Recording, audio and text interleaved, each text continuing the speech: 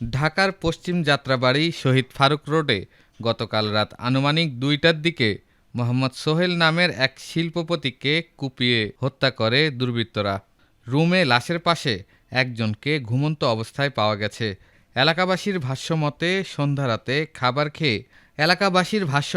সন্ধ্যারাতে খাবার খেয়ে বন্ধুদের সাথে নিজের বাড়ির ছাদের চিলেকোঠায় আড্ডায় বসেছিলেন সোহেল।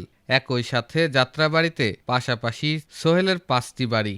সেখানেই গভীর রাত্রিতে সোহেলকে হত্যা করে পালিয়ে যায় দুষ্কৃতকারীরা।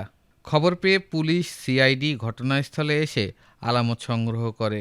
এলাকায় চাঞ্চল্যকর পরিস্থিতি তৈরি হয়েছে। ব্যক্তিগত জীবনে সোহেলের এক ছেলে এবং স্ত্রী রয়েছে। এলাকার আসার পরে দেখলাম ওনাকে অনেক ক্ষতবিক্ষতভাবে নিহত করা হয়েছে। প্রত্যেকটা পার্টে ওনাকে আহত করা হয়েছে। অনেক বাজে একটা সিচুয়েশন, বাজে একটা অবস্থা ছিল। আমি এটাই দেখতে পারছি। কিন্তু ওনার বন্ধুবান্ধব বা অন্যকে যারা ছিল ওরা বলতে পারবে, বা ওনার সাথে যারা চলতো, হ্যাঁ, ওরা বলতে পারবে। কিন্তু আমাদের ঘটনাটা কয়টার দিকে করতে পারে আনুমানিক রাত? এটা শোনা কথা।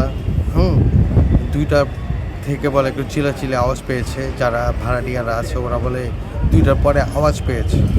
আনুমানিক 2টার পরেই হবে।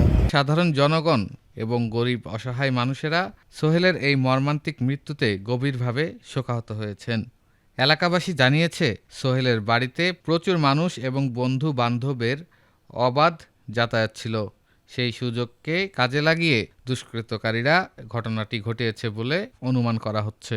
আমরা সংবাদ পাওয়ার সাথে সাথে এখানে আসলাম। ওই একটা মৃত ডেড বডি, শরীরের বিভিন্ন জায়গায় আঘাত। এখানে আমাদের কর্তৃপক্ষ সহ আমরা আসছি, সিআইডি ক্রাইম সিন আসছে, ওরা দেখে গেছে। তো এটা প্রাথমিকভাবে যেটা মনে হচ্ছে এটা একটা হত্যাকাণ্ড। তো আমরা তদন্ত চলমান আছে, আমরা খতিয়ে দিচ্ছি, সেটা পরবর্তীতে জানানো হবে। বিভিন্ন তথ্য পাচ্ছি, আমরা যাচাই বাছাই চলতেছে। আমরা এখনই তদন্তের সাথে কিছু বলতে চাচ্ছি। আর বিশেষ করে যে হত্যাকাণ্ড ঘটলো এটা রাত কয়টার দিকে করতে পারে আনুমানিক?